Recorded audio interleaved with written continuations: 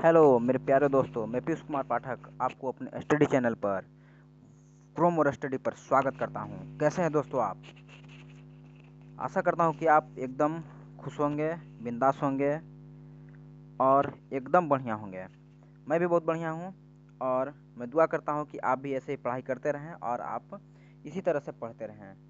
आज मैं आप लोग के लिए एक खास वीडियो लाया हूं, जिसके माध्यम से मैं आपको इम्पोर्टेंट जो एग्ज़ाम के पॉइंट ऑफ व्यू से बहुत ही ज़्यादा रिलेवेंट हैं, एकदम टू दी पॉइंट लाया हूँ, जिससे आप बहुत सारे नॉलेज आप गेन कर सकते हैं इस वीडियो के माध्यम से। तो इस वीडियो के माध्यम से मैं आपको लगभग 25 से 30 सवाल करवाऊंगा। क्वेश्चन 25 से 30 है, लेकिन इसमें जो कंटेंट है आपको वो 200 क्वेश्चन के बराबर है, 100 क्वेश्चन, 150-200 क्वेश्चन के बराबर है।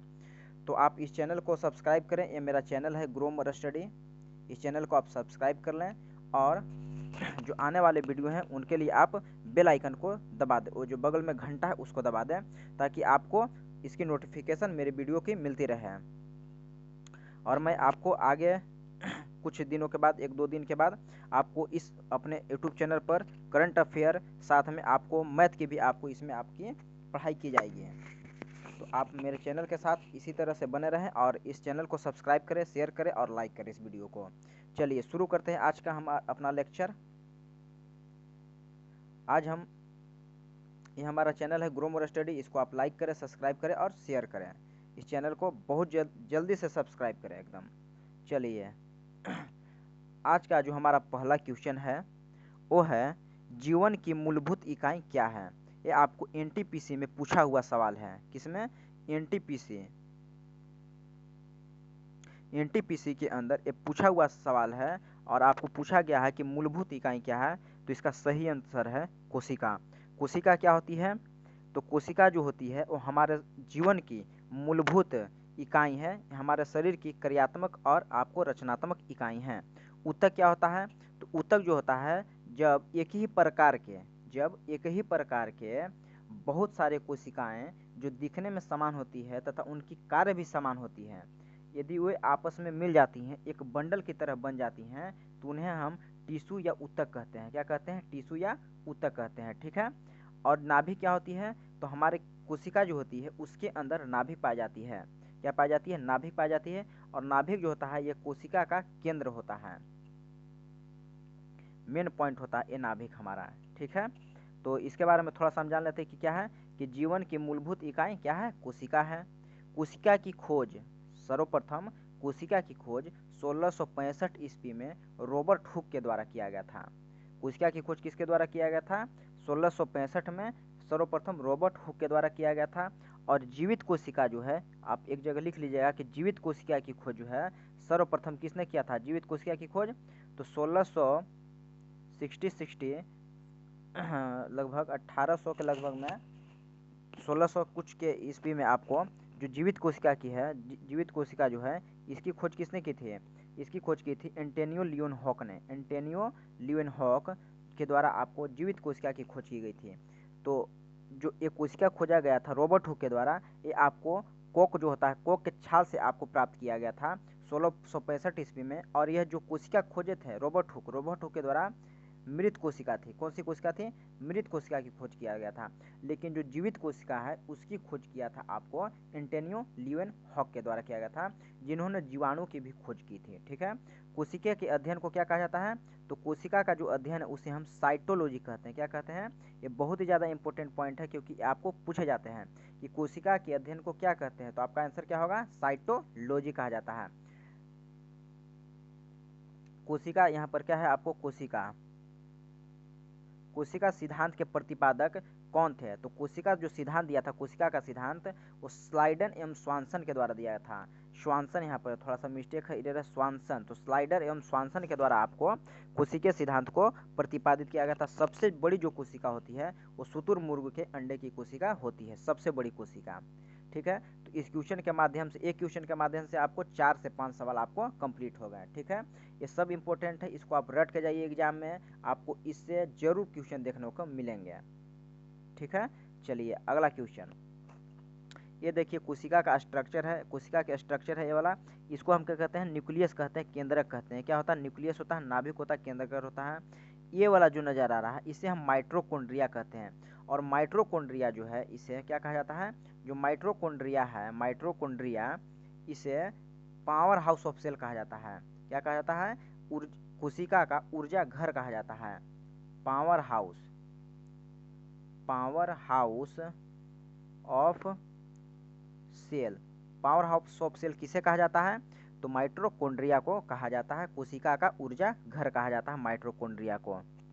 ये वाला जो नजर आ रहा है आपको लाइसोसोम, जो लाइसोसोम नजर आ रहा है इसे आत्महत्या की थैली कहते हैं। क्या कहते हैं इसे, लाइसोसोम को। लाइसोसोम जो है इसे क्या कहा जाता है, आत्महत्या की थैली कहते हैं।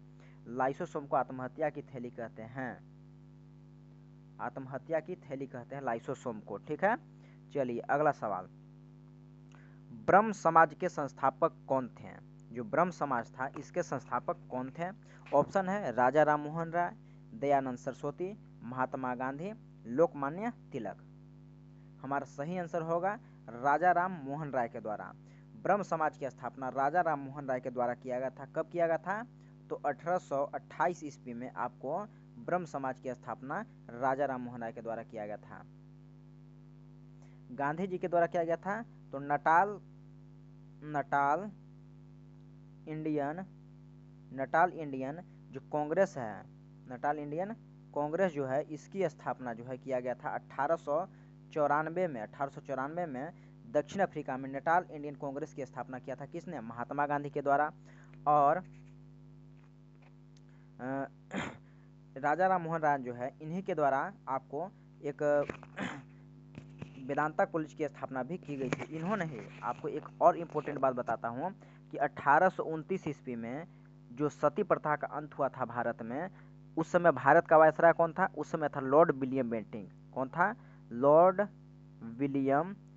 विलियम बेंटिंक जो था उस समय भारत का वायसराय था, जिस समय सती प्रथा को अंत किया गया था 1829 ईस्वी में। और उसकी सहायता राजा राम मोहन राय ने ही की थी। उनकी सहायता किसकी, तो विलियम बेंटिंक की सहायता। ठीक है, यहाँ तक कोई दिक्कत नहीं। आगे चलिए इसके बारे में पढ़ते हैं कि ब्रह्म समाज के संस्थापक राजा राम मोहन राय थे। ब्रह्म समाज की स्थापना 1828 में किया गया था। 1828 में किया गया था। राजा राम मोहन राय ने 1815 ईस्वी में आत्मीय सभा की स्थापना किए थे। तो राजा राम मोहन राय के द्वारा ही 1815 में आत्मीय सभा की स्थापना की गई थी और 1828 ईस्वी में ब्रह्म समाज की स्थापना की गई थी। ये क्या नीचे लिखा हुआ, थोड़ा नीचे देख लेते हैं। नीचे लिखा हुआ है कि आदि ब्रह्म समाज की स्थापना किसने किया था। आदि ब्रह्म समाज की स्थापना तो 1866 ईस्वी में देवेंद्र नाथ ठाकुर ने की थी। आदि ब्रह्म समाज की स्थापना 1866 ईस्वी में देवेंद्र नाथ ठाकुर के द्वारा किया गया था।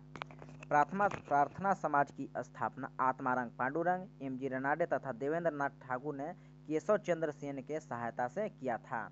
किसके सहायता से, तो केशव चंद्र सेन जो थे उनकी सहायता से किया था। ठीक है, तो ये हमारा क्वेश्चन है और इसको आप अच्छा से रट लीजिए। ठीक है, चलिए आगे हम चलते हैं अपने सवाल में। आगे है कि चाणक्य का एक अन्य नाम क्या था। जो चाणक्य थे उनका एक अन्य नाम क्या था, तो उनका एक अन्य नाम था देवर्मन, विष्णुगुप्त, रामगुप्त या श्रीधर। तो चाणक्य जो थे इनका उपनाम था विष्णुगुप्त। इनका नाम तो क्या था, विष्णुगुप्त था। और चाणक्य जो थे ये किसके गुरु थे, ये चंद्रगुप्त मौर्य जो था, चंद्रगुप्त मौर्य इसके गुरु थे चाणक्य और इसके प्रधानमंत्री भी थे। कौन थे, इसके पीएम भी थे और प्रधानमंत्री भी थे और आपको गुरु भी थे। चंद्रगुप्त कौन था, तो इसने मौर्य वंश की स्थापना किसने किया था, चंद्रगुप्त मौर्य ने किया था। तो चाणक्य का एक अन्य नाम विष्णुगुप्त या कौटिल्य भी है। ठीक है, चाणक्य जो थे वो चंद्रगुप्त मौर्य के गुरु तथा प्रधानमंत्री थे। चाणक्य के द्वारा लिखित पुस्तक अर्थशास्त्र, जिसका संबंध राजनीति से बहुत ज़्यादा इंपॉर्टेंट है, स्टार मार्क लगा दीजिए कि चाणक्य के द्वारा जो लिखित पुस्तक है उसका क्या नाम है, तो अर्थशास्त्र। वो किसी से संबंधित है, वो राजनीति से संबंधित है।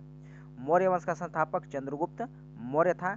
चाणक्य ने नंद वंश के शासक, जो अंतिम शासक था घनानंद को हराने के लिए चंद्रगुप्त मौर्य की मदद की थी। तो चाणक्य ने नंद वंश के शासक घनानंद को हराने के लिए चंद्रगुप्त की मदद की थी। तो चंद्रगुप्त जो था यह मौर्य वंश का शासक था, और चंद्रगुप्त मौर्य जो था इसका उत्तराधिकारी जो था वो बिंदुसार था, और बिंदुसार का जो उत्तराधिकारी था वो था अशोक मौर्य। ठीक है, आगे चलते हैं। आगे निम्नलिखित में से कौन सी नदी पश्चिमी घाट से निकलती है? घग्गर नदी, कृष्णा नदी, दामोदर या सोन? तो इसका सही आंसर है कृष्णा नदी। कृष्णा नदी जो है आपको यह पश्चिमी घाट से निकलने वाली नदी है। पश्चिमी घाट को एक अन्य नाम से जाना जाता है, जो पश्चिमी जो घाट है इसे एक अन्य नाम से जाना जाता है, और इसे हम क्या कहते हैं? सहाद्री। सहाद्री क्या कहते हैं? सहाद्री कहते हैं। तो पश्चिमी घाट को एक अन्य नाम से क्या जानता है? सहाद्री के नाम से जाना जाता है। ठीक है, चलिए, तो कृष्णा नदी पश्चिमी घाट से निकलती है। कृष्णा नदी महाबलेश्वर के समीप पश्चिमी घाट पहाड़ी से निकलती है। कहाँ निकलती है? महाबलेश्वर की पहाड़ी से निकलती है। इसकी कुल लंबाई 1411, यहाँ पर 1411 किलोमीटर है। कृष्णा नदी जो है इसकी सहायक नदी है भीमा, तुंगभद्रा, मूसी, अमरावती, कोयना, पंचगंगा हो गया, घाट प्रभा हो गया, मालप्रभा हो गया, और आपको तुंगभद्रा हो ही गया, मूसी हो ही गया। तो कृष्णा नदी की ये सब सहायक नदी हैं, याद कर लीजिएगा। देखिए, जो मूसी नदी है इसके किनारे कौन सा शहर बसा हुआ है? तो मूसी नदी के किनारे हैदराबाद जो शहर है, हैदराबाद वर्तमान में जो तेलंगाना और आंध्र प्रदेश की राजधानी है वो मूसी नदी किनारे है। तुंगभद्रा जो है आपको हम्पी के जो खंडहर हैं, हम्पी के खंडहर कहाँ हैं? हम्पी के जो खंडहर हैं वो कर्नाटका में स्थित हैं। हम्पी खंडहर कहाँ है? कर्नाटका में है। जो विजयनगर साम्राज्य की राजधानी थी हम्पी, विजयनगर साम्राज्य की राजधानी थी हम्पी, जो तुंगभद्रा नदी के किनारे ही स्थित है कर्नाटका में। किस नदी किनारे? हम्पी के खंडहर तुंगभद्रा नदी के किनारे हैं। आपको कहाँ स्थित है? तो आपको कर्नाटका में स्थित है। ठीक है, देखिए यह आपको यह महाबलेश्वर यहाँ से निकलती है, और आपको कर्नाटका, उसके बाद आपको तमिलनाडु के बाद तेलंगाना के बाद आंध्र प्रदेश से होते हुए बे ऑफ बंगाल में गिर जाती है। इधर क्या है? बे ऑफ बंगाल है, और यहाँ क्या है? अरेबियन सी है। तो इधर से निकलती है आपको, यहाँ से निकलती है आपको पश्चिमी घाट से, और यहाँ आपको बे ऑफ बंगाल में आकर के गिर जाती है। ठीक है, चलिए आगे। फॉरवर्ड ब्लॉक की स्थापना किसने किया था? सुभाष चंद्र बोस, चंद्रशेखर आजाद, भगत सिंह या बाल गंगाधर तिलक? इसका सही आंसर है सुभाष चंद्र बोस। सुभाष चंद्र बोस से नहीं, फॉरवर्ड ब्लॉक की स्थापना किया था। कब किया था? 1839 में, 1839 में आपको फॉरवर्ड ब्लॉक की स्थापना किया था। किसने? तो सुभाष चंद्र बोस के द्वारा किया गया था। ठीक है,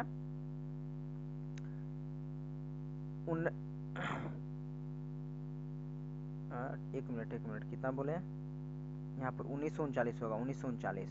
ओके, 1939 ईस्वी में सुभाष चंद्र बोस ने फॉरवर्ड ब्लॉक की स्थापना की थी। सुभाष चंद्र बोस जो है इनका जन्म कब हुआ था? तो सुभाष चंद्र बोस का जन्म ओडिशा के कटक में हुआ था। ओडिशा के कटक में इनका जन्म हुआ था, और इन्होंने इंडियन नेशनल कांग्रेस की अधिवेशन की अध्यक्षता की थी। कितनी बार? तो 2 बार। हरिपुरा अधिवेशन 1838 और त्रिपुरी अधिवेशन 1839 ईस्वी में इन्होंने आपको 2 बार आपको इंडियन नेशनल कांग्रेस की अध्यक्षता की थी। इनके द्वारा 1943 में 1939 ईस्वी में आज़ाद हिंद सरकार का गठन सिंगापुर में किया गया था। इनकी मृत्यु 18 अगस्त 1945 को हवाई वाहन दुर्घटना में हो गई थी। एक चीज़ और आपको बताता हूँ कि जो एक चीज़ आप सुना होगा, आज़ाद हिंद फौज। क्या सुना होगा आपने? आज़ाद हिंद फौज। तो आज़ाद हिंद फौज का गठन किसने किया था? इसका गठन किया था आपको कैप्टन मोहन सिंह के द्वारा। कैप्टन मोहन सिंह जो थे इनके द्वारा इसकी स्थापना की गई थी 1942 में आज़ाद हिंद फौज का गठन किया गया था कैप्टन मोहन सिंह। और जो आज़ाद हिंद फौज है इसका सेनापति बनाया गया था किसको? तो सुभाष चंद्र एससी बोस को। एससी बोस जो थे सुभाष चंद्र बोस, इनको आज़ाद हिंद फौज का आपको सेनापति बनाया गया था। लेकिन इसका गठन 1942 में कैप्टन मोहन सिंह के द्वारा किया गया था। एक चीज़ और कि जो सुभाष चंद्र बोस हैं इनके पिता का नाम पूछा था पिछला बार 2000 NTPC के 15 में जो एनटीपीसी हुआ था, इसमें पूछा गया था कि सुभाष चंद्र बोस के पिताजी का नाम क्या था, तो उनका नाम था जानकी नाथ बोस। जो जानकी नाथ बोस हैं, इनके पिताजी के नाम है जानकी नाथ बोस। तो ये आपको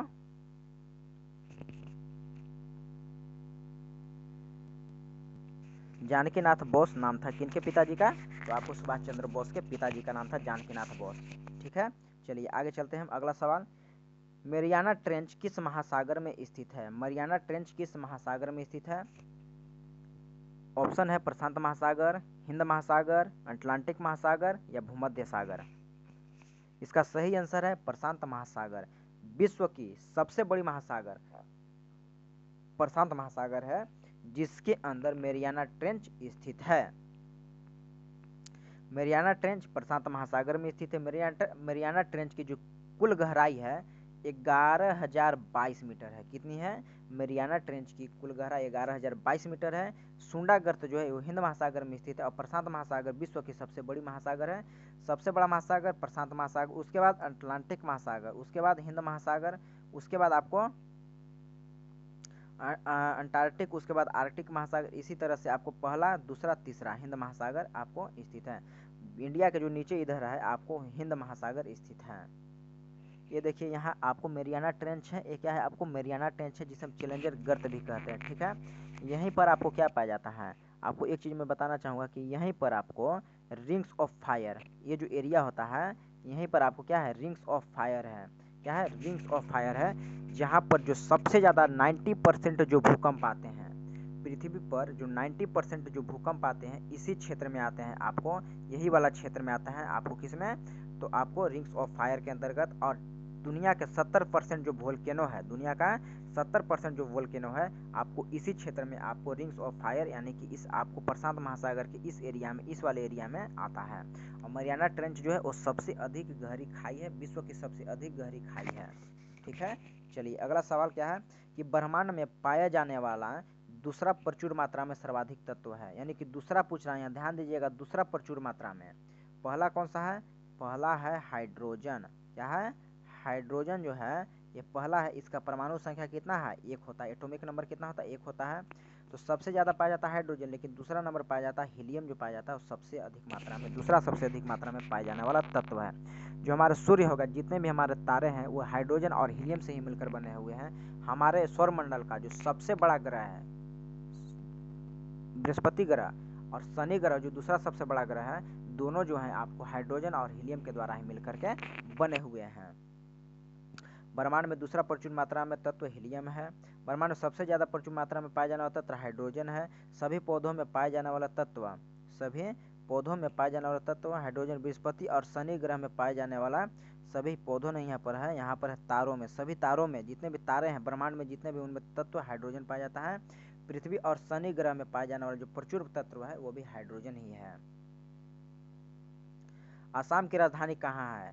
असम की राजधानी कहाँ है? ऐसे ऐसे सवाल आपके एनटीपीसी में बनते हैं, एसएससी में बनते हैं, इसलिए इनको भी आपको कर जाना है। तो असम की राजधानी कहाँ है? तो ऑप्शन है दिसपुर, गुवाहाटी, शिमला या गंगटोक। इसका सही आंसर है दिसपुर। असम की राजधानी है दिसपुर। गुवाहाटी जो है यहाँ का एक फेमस जगह है। गुवाहाटी वहाँ की राजधानी नहीं, एक आपको जगह है वहाँ का। जैसे मान लीजिए कि बिहार की राजधानी पटना है, लेकिन बिहार में आपको गया हो गया, औरंगाबाद हो गया, जहानाबाद हो गया, भागलपुर हो गया, ये सब क्या है? आपको एक सिटी है। उसी तरह से आसाम की जो राजधानी दिसपुर है, लेकिन गुवाहाटी वहाँ की क्या है? एक सिटी, एक जगह है। शिमला जो है ये कहाँ की राजधानी है? तो ये हिमाचल प्रदेश की राजधानी है। गंगटोक जो है कहाँ की राजधानी है? गंगटोक जो है वो कहाँ की राजधानी है? तो सिक्किम की राजधानी कहाँ है? गंगटोक है। सिक्किम की राजधानी जो है,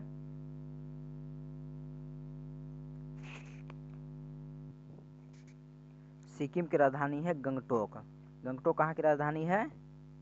सिक्किम। सिक्किम की राजधानी गंगटोक है। एक चीज बताइए कि सिक्किम का वर्तमान में सीएम कौन है? सिक्किम का वर्तमान में सीएम कौन है? तो सही आंसर है प्रेम सिंह तमांग। प्रेम सिंह तमांग। प्रेम सिंह तमांग जो है वर्तमान में सिक्किम के क्या है? आपको सीएम है, सीएम है। और सिक्किम के वर्तमान में आपको गवर्नर कौन है, तो उनका नाम है गंगा प्रसाद। गंगा प्रसाद याद करके जाइएगा, बहुत ज़्यादा इंपॉर्टेंट है, ये पूछा जा रहा है आपको इस बार में जो एग्जाम हो रहा है उसमें पूछा जा रहा है। तो सिक्किम की राजधानी कहाँ है, गंगटोक है। सिक्किम के प्रेम सिंह तमांग सीएम हो गए और यहाँ के गंगा प्रसाद यहाँ के गवर्नर हो गए। हिमाचल प्रदेश की बात कर लेते हैं थोड़ा सा अब हम। अगर हम हिमाचल प्रदेश की बात करें तो हिमाचल प्रदेश की जो राजधानी है, हिमाचल प्रदेश की जो राजधानी है वो है शिमला। कहाँ है, शिमला है यहाँ की राजधानी। यहाँ के सीएम कौन है, सीएम कौन है, तो आपको यहाँ के जो सीएम है हिमाचल प्रदेश के, तो उनका नाम है आपको जयराम ठाकुर। क्या नाम है, जयराम ठाकुर जो है यहाँ के क्या है, सीएम है। और गवर्नर कौन है, तो यहाँ के गवर्नर है बंडारू दत्तात्रेय। बंडारू दत्तात्रेय जो है यहाँ के आपको गवर्नर है। और सीएम कौन है, तो जयराम ठाकुर। ठीक है, चलिए आगे हम चलते हैं अपना सवाल में। असम की राजधानी है दिसपुर। असम की, अब असम की बात कर लेते हैं, असम की चर्चा हमने की है तो असम की बात कर लेते हैं कि असम की राजधानी है दिसपुर। असम के राज्यपाल प्रोफेसर जगदीश मुखी हैं। असम के राज्यपाल कौन है, प्रोफेसर जगदीश मुखी। असम के मुख्यमंत्री हैं सर्बानंद सोनोवाला। असम में ही तीसरा खेलो इंडिया यूथ गेम गुवाहाटी में हुआ था। असम में ही जो तीसरा खेलो इंडिया गेम हुआ था वो गुवाहाटी में हुआ था। और इसमें सबसे ज़्यादा किसने पदक जीते थे, मतलब टॉप किसने किया था, तो जो तीसरा खेलो इंडिया गेम हुआ था आसाम में, इसमें टॉप किया था महाराष्ट्र ने। दूसरा स्थान था दिल्ली का और तीसरा स्थान था आपको हरियाणा का। जो फोर्थ नंबर का जो खेलो इंडिया यूथ गेम होना है, खेलो इंडिया यूथ गेम, ये कहाँ होगा, ये होना आपको पंचकूला। पंचकूला कहाँ है, तो पंचकूला हरियाणा के अंदर होना है। असम में ही विश्व की, ये आपको इम्पोर्टेंट मार्क लगा दिए कि असम में ही विश्व की सबसे बड़ी नदी माजुली द्वीप ब्रह्मपुत्रा नदी पर स्थित। असम में ही क्या है, विश्व की जो सबसे बड़ी नदी द्वीप है, नदी द्वीप जिसका नाम क्या है, माजुली है, जो कि आपको ब्रह्मपुत्रा नदी पर स्थित है। ब्रह्मपुत्रा नदी पूछते हैं हम आपको कि ब्रह्मपुत्रा नदी को बांग्लादेश में किस नाम से जाना जाता है। ब्रह्मपुत्रा नदी को बांग्लादेश में किस नाम से जाना जाता है, तो इसका सही आंसर होगा जमुना के नाम से। बांग्लादेश में ब्रह्मपुत्रा को जमुना के नाम से जाना जाता है और बांग्लादेश में गंगा नदी को पद्मा के नाम से जाना जाता है। आगे चल करके गंगा नदी और पद्मा नदी मेघना नदी में मिल जाती है और मेघना के संयुक्त धारा के साथ आपको बंगाल के खाड़ी में गिर जाती है। दूसरा चीज़ कि ब्रह्मपुत्रा नदी को जो तिब्बत से निकलती है, मानसरोवर से निकलती है और वहाँ पर इसको यारलांग सांगपो कहा जाता है, यारलांग सांगपो कहा जाता है। गंगा नदी कहाँ से निकलती है, गंगोत्री हिमनगर से निकलती है। गंगा नदी जो है वो दो नदियों का मिलन है। गंगा नदी कितने नदियों का, दो में नदियों, कौन कौन सी नदी, तो एक है अलकनंदा और एक है आपको भागीरथी नदी। तो अलकनंदा और भागीरथी नदी जो है आपको वो देवप्रयाग में आकर के आपस में मिलती है और वहाँ के उनकी जो संयुक्त धारा है उसे हम गंगा के नाम से जानते हैं। और यह उत्तराखंड, उत्तर प्रदेश, बिहार, झारखंड और पश्चिम बंगाल, ये 5 राज्यों से होकर गुजरती है और भारत की सबसे लंबी नदी है। भारत की जो सबसे लंबी नदी वो गंगा नदी है, आकर के कहाँ चल जाती है, बांग्लादेश में जाती है और बांग्लादेश में इसे पद्मा के नाम से आते हैं। आगे जाकर के ये बंगाल की खाड़ी में गिर जाती है। तो यहाँ से हम आपको इतना सवाल बता दिए, आगे चलते हैं। ये देखिए आसाम है, आसाम के बॉर्डर कहाँ कहाँ से टच करते हैं, तो आपको आसाम के बॉर्डर दिखा देता हूँ। यहाँ हो गया अरुणाचल प्रदेश से टच करती है, यहाँ पर आपको भूटान, इधर से आपको भूटान के साथ टच करती है। यहाँ हो गया आपको अरुणाचल प्रदेश हो गया, नागालैंड हो गया, मणिपुर हो गया। इधर आपको थोड़ा सा अगर दिखाऊं मैं, तो यहाँ पर अगर देख रहे हैं आप, तो यहाँ पर ये मिजोरम हो जाएगा, त्रिपुरा हो जाएगा, यहाँ मेघालय, यानी कि उत्तर उत्तर पूर्वी भारत के, यानी कि पूर्वोत्तर भारत के जितने भी राज्य हैं उन्हें हम 7 सिस्टर के नाम से जानते हैं। पूर्वोत्तर भारत के जितने भी राज्य हैं उन्हें हम 7 सिस्टर के नाम से जानते हैं। और आसाम जो है सब के साथ बॉर्डर टच करती है। जितने भी आपको 7 सिस्टर के अंतर्गत आते हैं, 7 सिस्टर के अंतर्गत जितने भी राज्य आते हैं उनके साथ बॉर्डर टच करती है। जैसे देखिए मेघालय के साथ पहला, अरुणाचल प्रदेश दूसरा, नागालैंड तीसरा, मणिपुर चौथा, मिजोरम पाँचवा, त्रिपुरा छठा और एक खुद है 7वां। तो 7 सिस्टर कहते हैं, सभी टच करते हैं, मेघालय, अरुणाचल प्रदेश, नागालैंड, मणिपुर, मिजोरम, त्रिपुरा। त्रिपुरा यहाँ पर 3 ओर से घिरा हुआ जो राज्य है बांग्लादेश से, वह है त्रिपुरा। और इसके बॉर्डर कहाँ कहाँ से और टच करती हैं, तो यहाँ पर आपको एक भूटान के साथ भी टच करती है। एक चीज़ और कि इसकी बॉर्डर जो है यहाँ पर आपको पश्चिम बंगाल से भी टच करती है, और इसे ही हम आपको क्या कहते हैं, यहाँ से आपको पश्चिम बंगाल से ये वाला जो एरिया है इसे हम चिकन नेक यानी कि आपको मुर्गी के गर्दन के नाम से जानते हैं। क्या नाम से जानते हैं? मुर्गी के गर्दन के नाम से जानते हैं। चलिए अगला सवाल, वर्तमान में जल शक्ति मंत्री कौन है? तो एक आपको इन्फॉर्मेटिव क्वेश्चन है। गजेंद्र सिंह शेखावत जो है वर्तमान में अथी है। यहाँ पर पीयूष गोयल कर लीजिए, पीयूष गोयल। तो पीयूष गोयल वर्तमान में आपको क्या है, आपको तो ये है आपको रेल मंत्री हैं, पीयूष गोयल रेल मंत्री हैं। गिरिराज सिंह क्या है?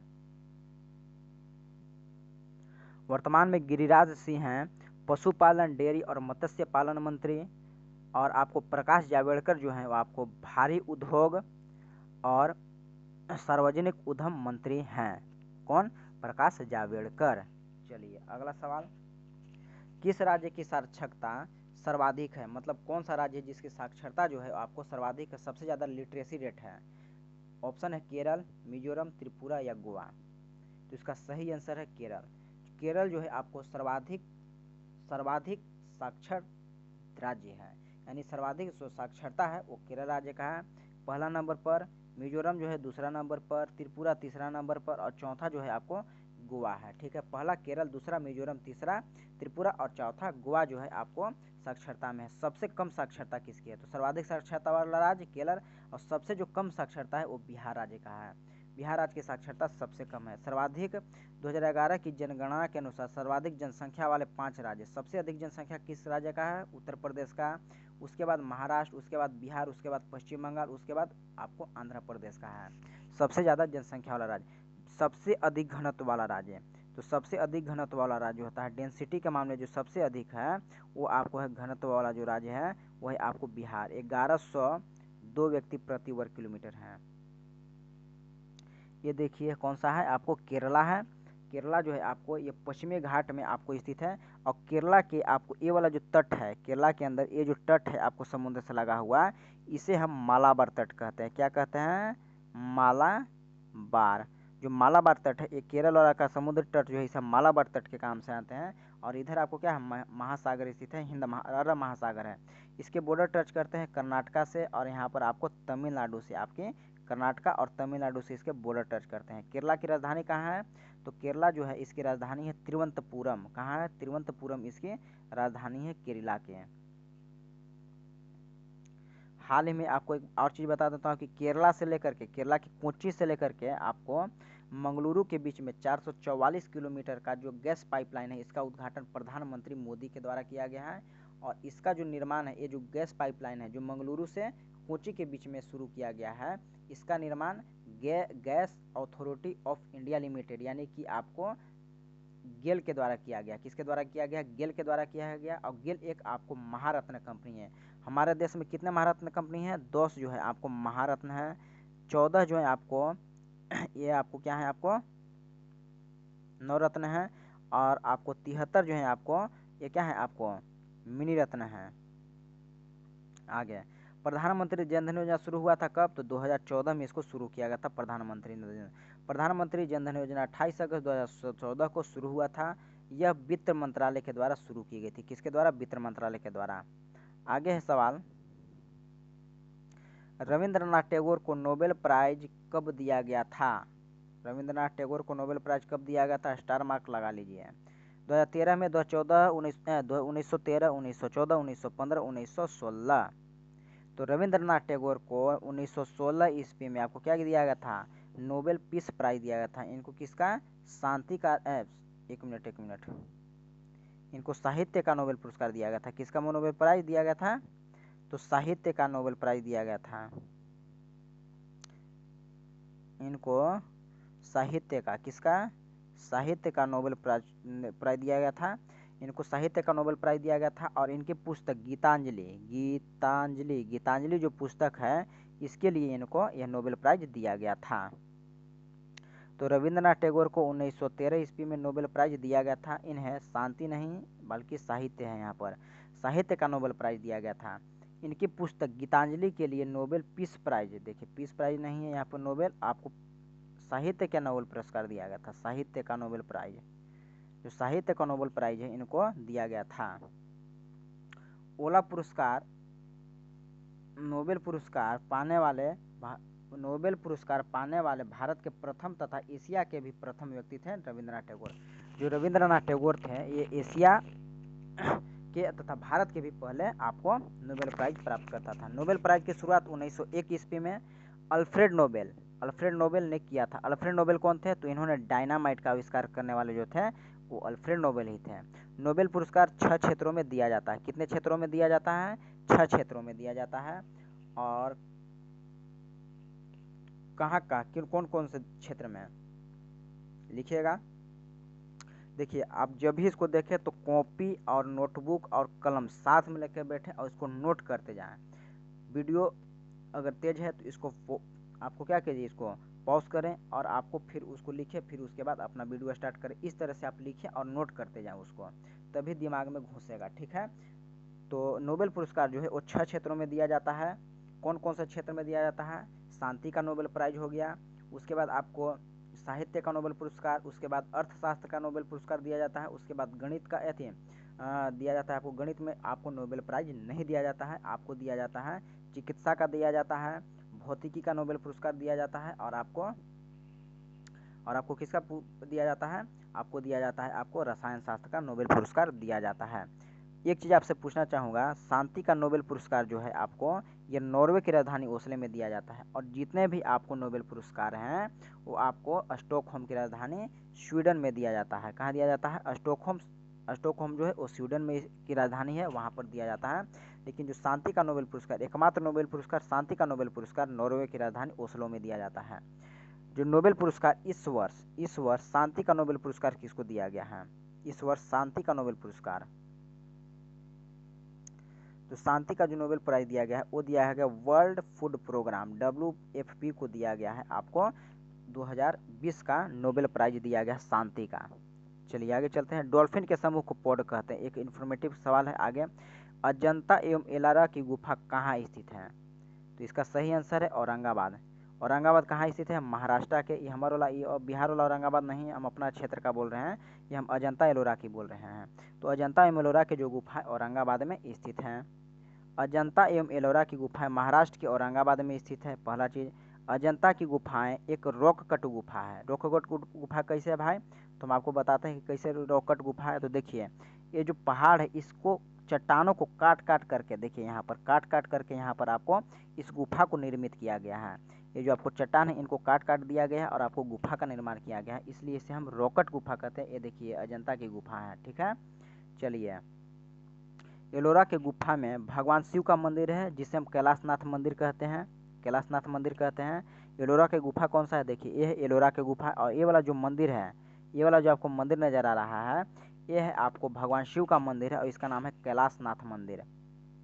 तो एलोरा के गुफा में भगवान शिव का मंदिर है जिसे क्या कहते हैं? कैलाशनाथ मंदिर कहते हैं। हाल ही में औरंगाबाद का नाम बदल कर क्या करना चाहता है? संभाजी नगर करना जाना आपको तय हुआ कि हम इसका नाम बदल करके संभाजी नगर करेंगे। हाल ही में औरंगाबाद का जो एयरपोर्ट है उसका नाम बदल करके संभाजी एयरपोर्ट कर दिया गया है। औरंगाबाद फेमस क्यों हुआ? औरंगाबाद जो है शहर है इसकी स्थापना किसने की थी? औरंगाबाद जो शहर है इसका जो स्थापना किया गया था 1610 ईस्वी में मलिक अंबर। एक आपको कौन था? मलिक अंबर जो था, मलिक अंबर करके एक व्यक्ति था जिसने आपको औरंगाबाद शहर की स्थापना की थी। चलिए मलिक अंबर के द्वारा किया गया था। औरंगाबाद में ही औरंगजेब की पत्नी दिलरास बानो बेगम का मकबरा है जिसे बीबी का मकबरा कहते हैं। क्या कहते हैं हम? बीबी का मकबरा कहते हैं। इसे ताजमहल की फूहर कलाकारी भी कहा जाता है। जो बीबी का मकबरा है इसे ताजमहल की फूहर कलाकारी भी कहा जाता है। हम उसका चित्र लाए हैं नहीं, एक मिनट दिखाते हैं आपको। नहीं, अच्छा फिर कभी हम आपको दिखाएंगे, आप अच्छे सर्च मार लीजिएगा। आप बीबी का मकबरा आपने कभी पढ़ा होगा तो उसको देखा होगा, नहीं देखा होगा तो आप अपना सर्च उसमें कर लीजिएगा। ठीक है, चलिए ये देखिए आपको ये अजंता की गुफाएं और ये है आपको एलोरा की गुफाएं। तो अजंता और एलोरा की जो गुफाएं हैं वो अपने बगल में नहीं है, इनके बीच 50 से 60 किलोमीटर का डिस्टेंस है। अजंता की गुफा और एलोरा की जो गुफा है इनके बीच में 50 से 60 किलोमीटर का दूरी है। एक और गुफा है महाराष्ट्र में जिसे हम एलिफेंटा केव कहते हैं। यह महाराष्ट्र में मुंबई में स्थित है। महाराष्ट्र के मुंबई जो है, मुंबई से 10 या 15 किलोमीटर दूर स्थित है आपको एलिफेंटा की गुफा, वो भी महाराष्ट्र में ही है। डेन डेविड पुरस्कार 2020 का जो डेन डेविड पुरस्कार है वो दिया गया है गीता सेन को। ये एनटीपीसी में पूछा हुआ सवाल है इस बार। डेन डेविड पुरस्कार किसे दिया गया है? गीता सेन को। बतुकम्मा उत्सव कहाँ मनाया जाता है? ऑप्शन है तेलंगाना, आंध्र प्रदेश, तमिलनाडु, केरल। इसका सही आंसर है तेलंगाना। बतुकम्मा त्यौहार तथा बोनालू त्यौहार ये तेलंगाना में मनाया जाता है। बथुकम्मा और बोनालू दोनों जो त्यौहार है आपको तेलंगाना में मनाया जाता है। तेलंगाना के मुख्यमंत्री कौन है? चंद्रशेखर राव हैं। और तेलंगाना के जो गवर्नर है उनका नाम है तमिलिसाई सौंदरराजन। तमिलिसाई सौंदरराजन है। तेलंगाना राज्य का गठन आंध्र प्रदेश से अलग होकर के 2014 में हुआ था और उस समय से चंद्रशेखर राव क्या है वहाँ के सीएम बने हुए हैं। हाल ही में क्या हुआ? तेलंगाना जो हाई कोर्ट है, तेलंगाना हाई कोर्ट, तेलंगाना जो हाई कोर्ट है इनमें हिमा दास जो है, हिमा कोहली को इसका मुख्य न्यायाधीश बनाया गया है। तो तेलंगाना हाई कोर्ट की प्रथम महिला मुख्य न्यायाधीश, तेलंगाना आप कॉपी में नोट कर लीजिए, तेलंगाना हाई कोर्ट की पहली महिला मुख्य न्यायाधीश कौन है? तो उनका नाम है हिमा कोहली को बनाया गया है। ये करंट से रिलेटेड सवाल है। आगे आने वाले एग्जाम में वो ग्रुप डी हो चाहे एसएससी हो या आगे आने वाले जो एनटीपीसी के आपको एग्जाम है उसमें ये सवाल पूछे जाएंगे कि तेलंगाना हाईकोर्ट के प्रथम महिला मुख्य न्यायाधीश किसे नियुक्त किया गया है?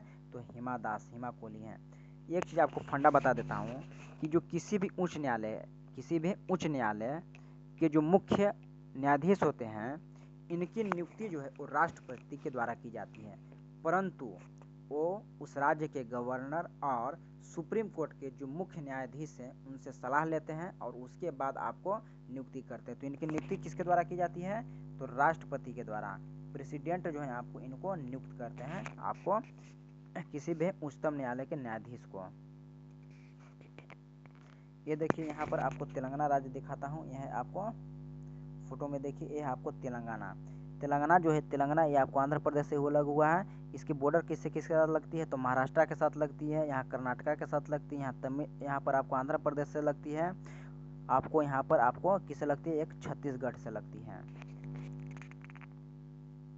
उड़ीसा से भी लगती है। तो आपको आंध्र प्रदेश हो गया, कर्नाटका हो गया, महाराष्ट्र हो गया, छत्तीसगढ़ हो गया और उड़ीसा से आपको इसकी बॉर्डर टच होती है। ठीक है, चलिए। तेलंगाना और जो आंध्र प्रदेश है दोनों की राजधानी वर्तमान में कहाँ है? तो दोनों के वर्तमान में जो राजधानी है वो है आपको हैदराबाद। हैदराबाद किस नदी किनारे है? जो हैदराबाद है, हैदराबाद जो है आपको ये मूसी नदी किनारे स्थित है, मूसी नदी। ठीक है, याद कर लीजिएगा। आगे है, हाल ही में स्टील अथॉरिटी ऑफ इंडिया, जिसे हम सेल कहते हैं, सेल के नाम से भी इसे जाना जाता है। तो हाल ही में steel authority of India limited का अध्यक्ष किसे बनाया गया है या इसका हेड किसे नियुक्त किया गया है? तो यहाँ आपको सोमा मंडल जो है वो फर्स्ट फीमेल जो है, फर्स्ट फीमेल है सोमा मंडल, जिन्हें steel authority of India limited का आपको हेड बनाया गया है। Steel authority of India limited, इसकी स्थापना 1954 में हुआ था और इसका हेडक्वार्टर नई दिल्ली में स्थित है। और सोमा मंडल प्रथम महिला है जिन्हें आपको steel authority of India limited यानी कि सेल का आपको हेड बनाया गया है। ये एक आपको महारत्न कंपनी है। क्या है? आपको महारत्न कंपनी है। कौन सी कंपनी? महारत्न कंपनी की संख्या वर्तमान में भारत में कितनी है? 10 जो है महारत्न कंपनी है, 14 नवरत्न और 73 जो है आपको मिनी रत्न है, याद कर लीजिएगा। मानव शरीर में सबसे छोटी हड्डी कौन सी है? तो मानव शरीर की सबसे छोटी हड्डी है आपको स्टेपिज, और मानव शरीर की जो सबसे बड़ी हड्डी है वो है आपको फीमर। सबसे छोटी हड्डी स्टेपिज और सबसे जो बड़ी हड्डी है वो कौन सी है? तो सबसे बड़ी हड्डी जो है आपको वो आपको फीमर है। फीमर जो है यह जांघ की हड्डी है। कौन सी हड्डी है? जांघ की हड्डी है जो कि सबसे बड़ी हड्डी है। और स्टेपिज जो है यह कान की हड्डी है जो कि सबसे छोटी हड्डी हमारे शरीर की है। तो मानव शरीर में सबसे छोटी हड्डी स्टेपिज है जो कान की हड्डी है।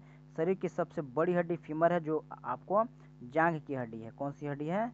जांघ की हड्डी है।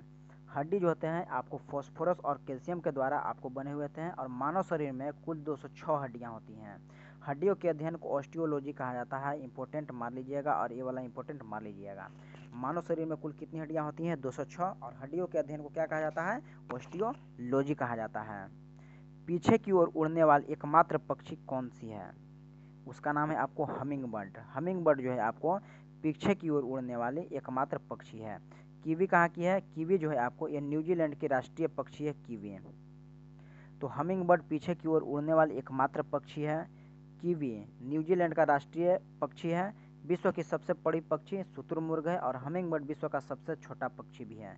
तो विश्व का जो सबसे छोटा पक्षी है वो हमिंग बर्ड ही है।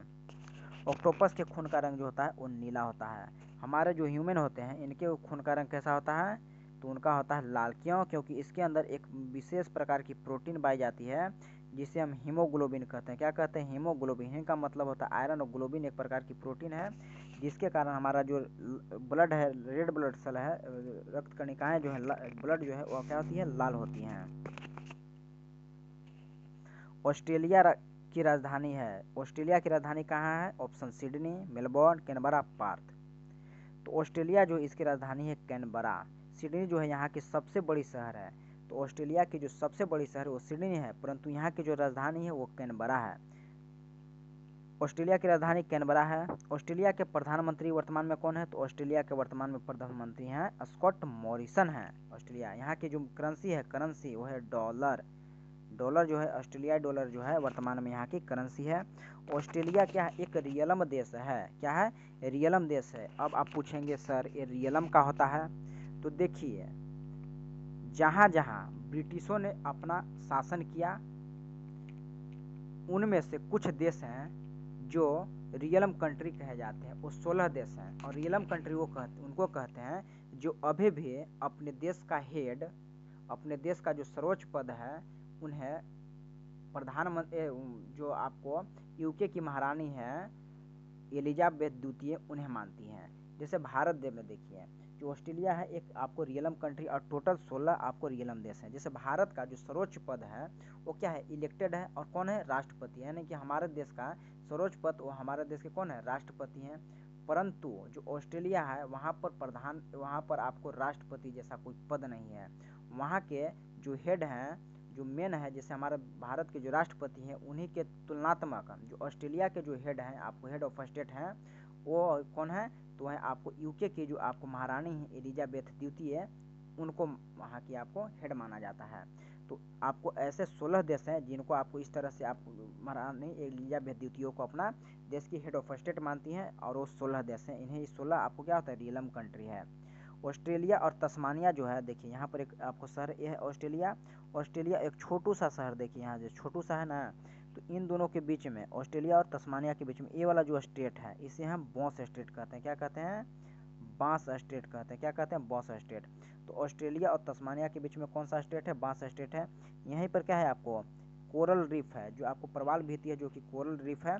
यहीं पर आपको विश्व की सबसे बड़ी जो प्रवाल भीति है यहीं पर आपको पूर्वी अफ्रीका में। देखिए ये मैप दिखाना सिखा देता है कि कैसे ही पूर्वी अफ्रीका में है।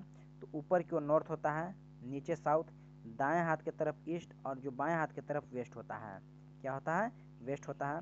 तो ऑस्ट्रेलिया को अगर हम ऐसे बांटेंगे तो एक ही साइड में है, ये आपको पूर्व साइड में है। तो इसे पूर्व साइड में क्या है? आपको ऑस्ट्रेलिया के पूर्व में स्थित है। ठीक है। यहाँ पर क्या है? आपको ग्रेट इंडियन क्या पाया जाता है? यहाँ पर होता है ग्रेट इंडियन बाइट पाया जाता है। ग्रेट बाइट ऑस्ट्रेलियन बाइट पाया जाता है। ग्रेट ऑस्ट्रेलियन बाइट यहाँ पर स्थित है। ये वाला है न्यूजीलैंड है। ये देखिए यहाँ पर क्या है? वाला न्यूजीलैंड है। और न्यूजीलैंड को उत्तरी न्यूजीलैंड मतलब नॉर्थ न्यूजीलैंड को साउथ न्यूजीलैंड से कौन अलग करता है? तो कुक स्टेट अलग करता है। चलिए आ गया। इंटरनेशनल योगा डे किस तारीख को मनाया जाता है? ऑप्शन है 21 जून, 21 फरवरी, 22 जून, 22 फरवरी। तो इंटरनेशनल योगा डे हर साल 21 जून को मनाया जाता है। 21 जून को मनाया जाता है क्यों? क्योंकि 21 जून को सूर्य जो होते हैं उत्तरी गोलार्ध में होता है और इस दिन बड़ा होता है, इसलिए 21 जून को इंटरनेशनल योगा डे मनाया जाता है। इंटरनेशनल योगा डे 21 जून को मनाया जाता है।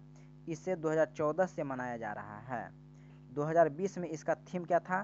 तो ये 2020 में इसका थीम था आपको yoga at home, yoga with family, मतलब कि घर रहें और फैमिली के साथ योगा करें।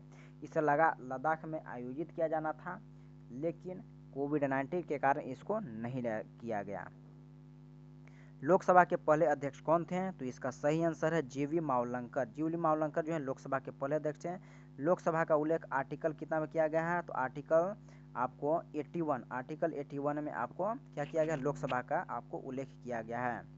स्वतंत्र भारत के आपको जो इंडियन नेशनल कांग्रेस के अंतर्गत स्वतंत्र हुआ था भारत, उस समय जेवी कृपलानी जो थे वो आईएनसी के अध्यक्ष थे। महात्मा गांधी को राष्ट्रपिता कहा जाता है, सभी जानते हैं। तो लोकसभा के प्रथम अध्यक्ष जीवी मावलंकर हैं। वर्तमान में जो लोकसभा के अध्यक्ष हैं वह ओम बिड़ला हैं, जो कि कोटा बूंदी से आपको सांसद हैं, ये बीजेपी के हैं।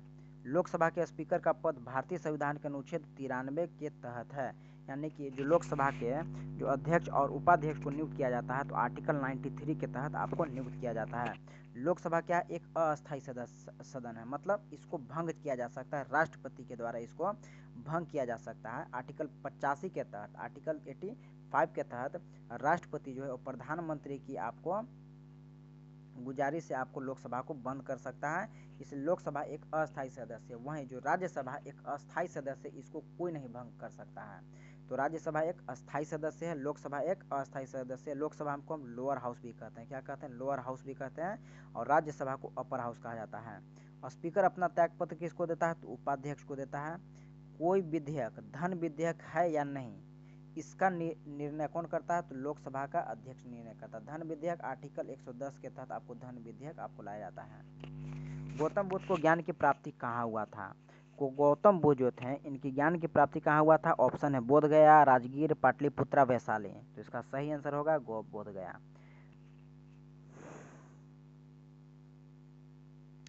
गौतम बुद्ध को ज्ञान की प्राप्ति बोध गया में पीपल वृक्ष के नीचे निरंजना नदी के किनारे हुआ था। गौतम बुद्ध को कहाँ ज्ञान की प्राप्ति हुई थी? बोध गया में हुई थी। किस नदी के तट पर हुई थी? निरंजना नदी, जिसे हम फाल्गु नदी के नाम से भी जानते हैं। किस वृक्ष के नीचे हुई थी? तो बोधि वृक्ष, पीपल का एक वृक्ष था बोधि वृक्ष, जिसके नीचे आपको ज्ञान की प्राप्ति हुई थी। परंतु इस बोधि वृक्ष को कटवा दिया गया था, किसके द्वारा? तो शैव धर्म का जो अनुयायी था, यानी कि शिव को मानने वाला जो था शशांक, इसके द्वारा आपको इस बोधि वृक्ष को कटवा दिया गया था। गौतम बुद्ध जो है इनका जन्म 563 ईसा पूर्व में लुम्बिनी नामक स्थान पर हुआ था, जो कहाँ है? नेपाल में है। तो जन्म हुआ था 563 ईसा पूर्व में, लुम्बिनी में हुआ था, जो जापान कहाँ? नेपाल में है। गौतम बुद्ध की मृत्यु 80 वर्ष की अवस्था में 483 है यहाँ पर, 483 में कब हुआ था? 483 ईसा पूर्व में आपको कुशीनगर में हुआ था। कुशीनगर कहाँ है? ये यूपी में है। यूपी में आपको कुशीनगर है, जहाँ पर आपको गौतम बुद्ध की मृत्यु हुई थी। गौतम बुद्ध ने अपना प्रथम उपदेश कहाँ दिया था? तो सारनाथ में दिया था, जो पाली भाषा में दिया था। तो गौतम बुद्ध ने अपना पहला उपदेश सारनाथ में दिया था, और सबसे ज़्यादा जो उपदेश दिया था वो श्रावस्ती में दिया था। ठीक है। गौतम बुद्ध के मृत्यु को क्या कहा जाता है? महापरिनिर्वाण के नाम से जाना जाता है। और गौतम बुद्ध के प्रथम उपदेश जो दिए थे उसे हम धम्मचक्र प्रवर्तन के नाम से जानते हैं, यानी कि उनकी मृत्यु को महापरिनिर्वाण कहा जाता है। जो बौद्ध धर्म होता है उसमें मृत्यु को महापरिनिर्वाण के नाम से जाना जाता है, और गौतम बुद्ध जब प्रथम उपदेश दिए थे उसे हम धम्मचक्र प्रवर्तन के नाम से जाना जाता है। चलिए, तो गौतम बुद्ध जो है आपको गौतम बुद्ध जो है इन्होंने बौद्ध धर्म की स्थापना की थी। इन्होंने ही बौद्ध धर्म की स्थापना की थी, और इसे एशिया का किरण पुंज कहा जाता है। किन्हें? तो एशिया का किरण पुंज किसे कहा जाता है? तो एशिया का किरण पुंज कहा जाता है किसको? एशिया का किरण पुंज कहा जाता है किसको? तो कहा जाता है गौतम बुद्ध को एशिया का किरण पुंज कहा जाता है। चलिए आगे चलते हैं। तो इतने सारे सवाल थे हमारे पास वर्तमान में, और आपने अच्छा से इसको पढ़ा होगा।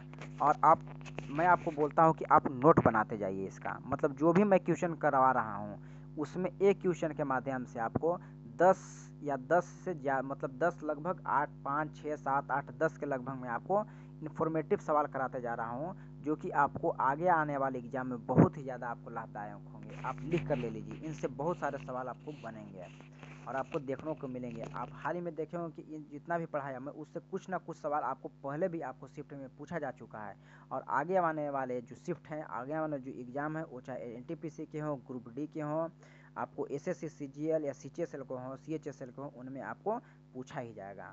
ठीक है, चलिए okay, thank you very much. आप इस वीडियो को लाइक, शेयर और इस चैनल को आप सब्सक्राइब करें। चलिए धन्यवाद, ओके।